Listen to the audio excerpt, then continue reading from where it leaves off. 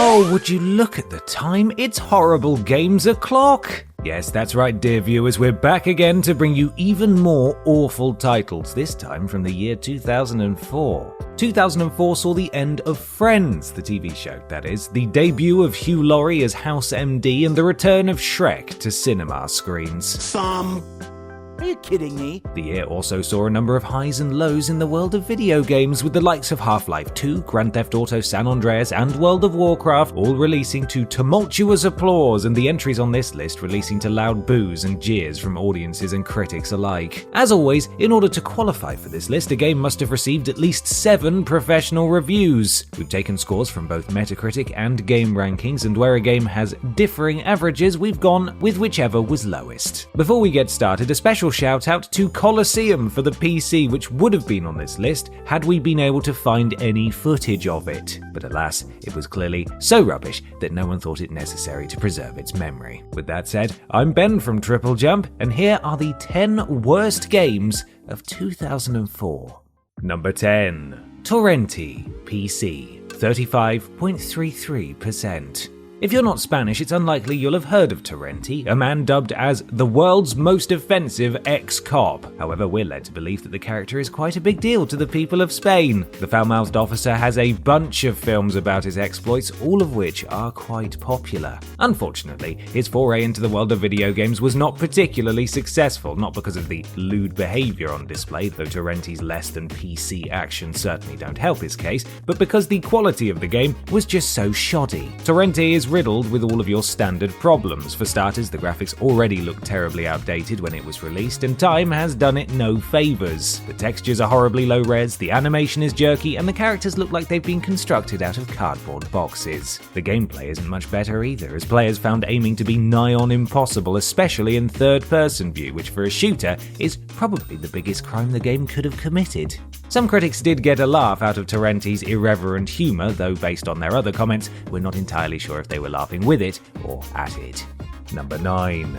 Bad Boys Miami Takedown, Xbox, 35%. Although Bad Boys 2 wasn't exactly a critical darling, audiences still had a great time. The film did really well at the box office, grossing twice as much as the original, and was even nominated for a couple of MTV Movie Awards. Following the film's DVD and VHS releases, audiences were treated to Bad Boys Miami Takedown, or Bad Boys 2 if you want to get European about this, for the GameCube, PS2, Xbox, and PC. The Xbox and GameCube versions fared worst of all, with critics scraping a dismal average of just 35 out of 100 on review aggregator Metacritic. Though some critics did say that it was fun to play in an ironic sort of way, they mostly agreed that Bad Boys Miami Takedown was a hot mess of a game. The graphics would have probably been impressive had they popped up on the previous generation, but in 2004 they amused absolutely no one. The controls felt somewhat robotic, and the bosses were incredibly overpowered. Oh, and as a horribly sour cherry on top of the poop sundae, the whole thing was full of bugs and glitches. Bad Boys, more like bad attempt at making a video game, got 'em. Yeah. Well, that's not how they work. It's the opposite of how they work. There's a massive stack of money on you, right? Number 8. Van Helsing, Game Boy Advance, 33%. It seems like the movie tie-in games started coming, and they did not stop coming in 2004, at least if this list is anything to go by. Sadly for Van Helsing, the movie, no one was particularly impressed, so there's really little wonder that a video game adaptation didn't do all that well. In fairness to Van Helsing, the video game, the Xbox and PS2 versions managed to garner a rather nice average score of 69% on Game Rankings, with some critics even going so far as to say that the game was actually better than the movie. Even the Game Boy Advance version was received slightly better by critics than the actual film, though that doesn't mean it was good by any stretch of the imagination. Though there was some praise for the story, pretty much everything else about the game was lambasted by critics. It seemed like all of the love and hard work had gone into the Xbox and PS2 versions, whilst the GBA version was left out in the cold. The graphics were drab and grainy, and the enemies were far tougher than they needed to be, which led to players becoming frustrated with the whole experience. Has anyone got a silver bullet? I think this one needs to be put out of its misery. Number 7. McFarlane's Evil Prophecy, PS2, 32.95%.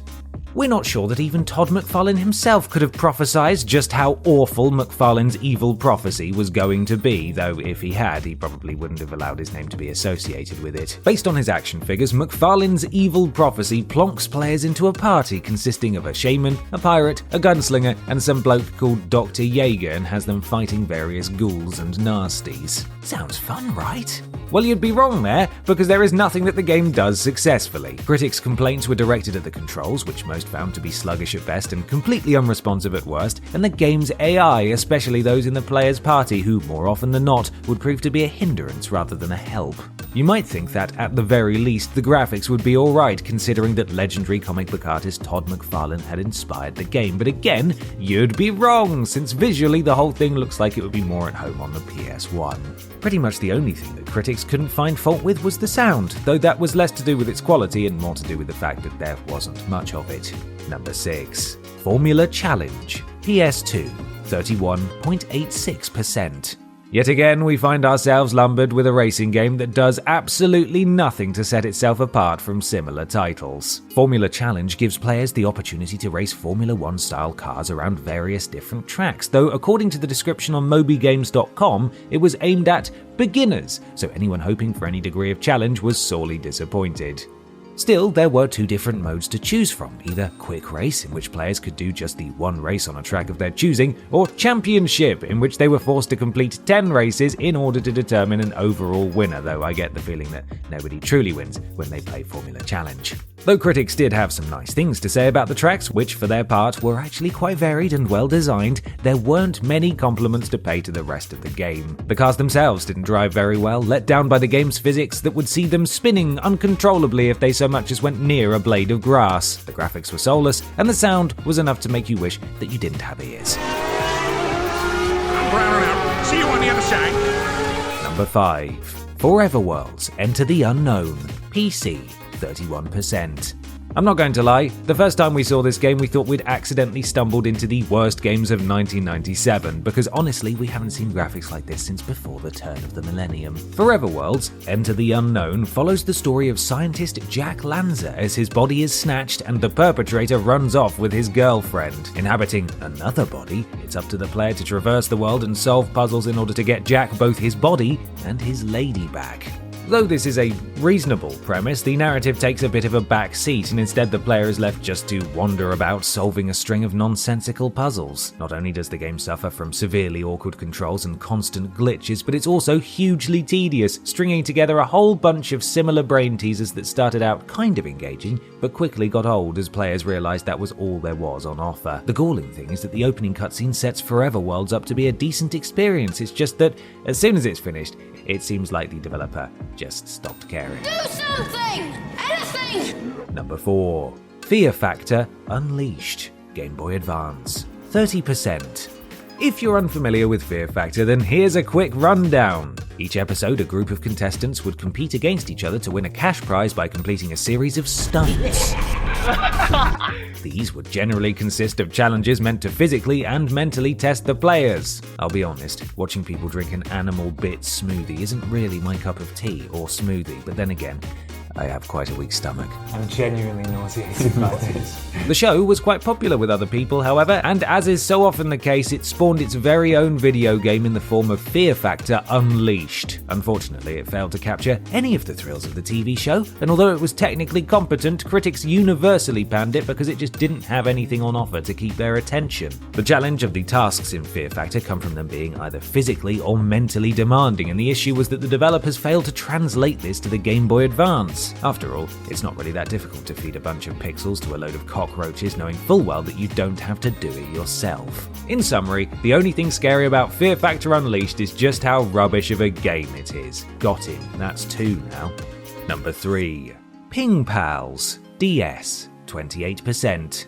If you lived through the late 90s/early 2000s, you'll likely remember all of the different ways there were to keep in touch with your pals. MSN Messenger, MySpace, and for those lucky enough to own a Nintendo DS, PictoChat. PictoChat allowed up to 16 different people, each armed with a DS, to chat amongst themselves over a local area network. Mostly it was used for sending poorly drawn pictures of willies to your siblings, but it was a great deal of fun nonetheless. Like all great things, however, it had its imitators, and one of the less successful of these was Ping Pals, a game in which players were able to create their own avatar and customize it with tradable items such as hairstyles, clothing, and sound effects. What? Aside from the avatar aspect, however, Ping Pals didn't offer anything to players that didn't already come pre-installed on the DS handheld, so players were effectively paying for something that they already got for free with PictoChat. One publication did give the game 83 out of 100, stating that the variety in creating your Ping Pal is immense and chatting with your friends hasn't been this fun since AIM. Though we're not entirely sure if that was satire. Number 2. Knight Rider the Game 2. PS2, 27.6%. Though it was a bit before our time, the original Knight Rider was something of a cultural phenomenon. Starring the man, the myth, the legend David Hasselhoff, Knight Rider originally ran for 4 seasons between 1982 and 1986 and told the story of Michael Knight, a crime fighter assisted by his artificially intelligent car, Kit. It was peak cheese, but it was great fun. Over the years, a number of different developers have tried to bring Knight and Kit to our consoles with varying degrees of success. Sadly, the somewhat bizarrely titled Knight Rider the Game 2 was probably the worst of the lot, scraping a frankly abysmal 27.6% on game rankings. If you're thinking that it was a bit odd to release a game based off a show that had been off the air for nearly 20 years, then you'd be right, but to be honest, public interest in the property was by far the last of Knight Rider the Game 2's problems. If players were able to get past the not-so-great graphics and clunky controls, they were faced with a game that consisted of little more than a bunch of lackluster missions, completely failing to capture the spirit of its source material. Why are they following the road? Mission failed. Number 1. Miami Vice. PC, 23.67%.